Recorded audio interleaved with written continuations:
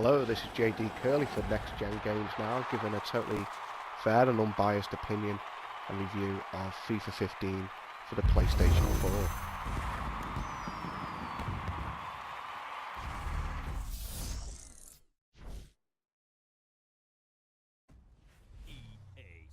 So just going to start off really by talking about FIFA 14, which may seem a bit odd considering it's a FIFA 15 review. But last year I did have FIFA 14 on the 360 and then got the PS4 version, and I'd never want to go back to the old gen version simply because, well, the feel of the game, due to the added animations, due to the improved power of the console, made a massive difference. So I was really looking forward to seeing what EA could do this year, being the second, FIFA that's been released on the PS4. And yeah, I mean the differences are subtle. There's nothing revolutionary, more evolution. But it's an impressive game all round, and I'm going to just discuss what the changes are, what the improvements are, and also give a little critique of what I think are the negatives and where EA could improve on the game for next year, for example. Coming up against a side that I think will be aiming for a Euro League spot. They've got some really good players down there, and this season could be a successful one for them.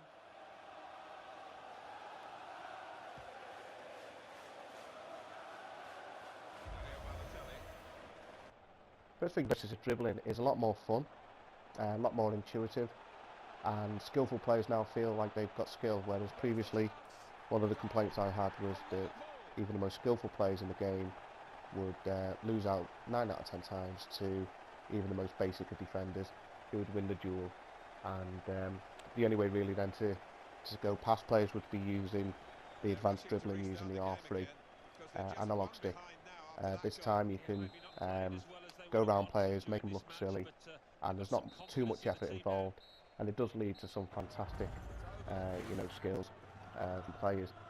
Free kicks as well, something I'll talk about briefly later on. As you can see, this one here, you can score ridiculous goals from ridiculous distances. The shooting similarly is much more improved, much more Roy of the Rovers stuff, if that's one way of describing it. If you get your body shape into a good position, whether you're on your stronger or weaker foot, if you get the power right, you can score some absolutely spectacular goals. Whereas previously, again, most people would rely on the control shot, bending the ball round the goalkeeper. That this year, totally diminished. You've got to be in a good position to shoot, otherwise you're going to end up sticking it into row Z, and I think that's great.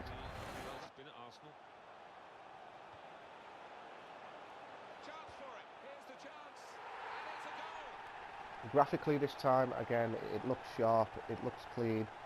The stadiums are all there for the Premier League.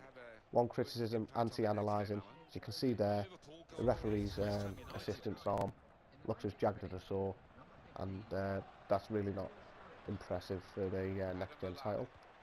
Ways of playing, you can choose to play FIFA in many different ways: pass and move, football, one touch, one pass, or as most people do, and admittedly I do it myself, lob the ball over the top, play 1-2 and get a pacey player in behind goal, and you're one-on-one with the keeper. But again, with the shooting being improved, if you tend to rely on what you did last year, you're going to stick it into row Z. Now this is one of my major criticisms, is the referees. Some of the decision making is absolutely, it's incompetent, and again EA should be criticised for this. After 20 years of releasing FIFA games, you can see this example here. Keeper's made a great save, come down there, Daniel Sturridge happens to be in the way, and the referee gives a penalty. If that happened against me, I'd be raging. I'm sure a few people have had that happen against them, and a few pads have been thrown at the wall, for example, or cats kicked. So back to free kicks and shooting in general. Again, a lot less work needed to pull off a Roy of the Rovers goal. 30, 40 yard screamers. Free kicks, you're going to score a lot more, and it's really impressive, and it does make this game feel like you're controlling a superstar footballer rather than some donkey. Content, yeah, it's all there. Last year there was some content missing on the PS4 and Xbox One version compared to the last gen, but it's all the tournaments, all the events are there, online, offline. So I'll give it an 8 out of 10, and I'll see you again.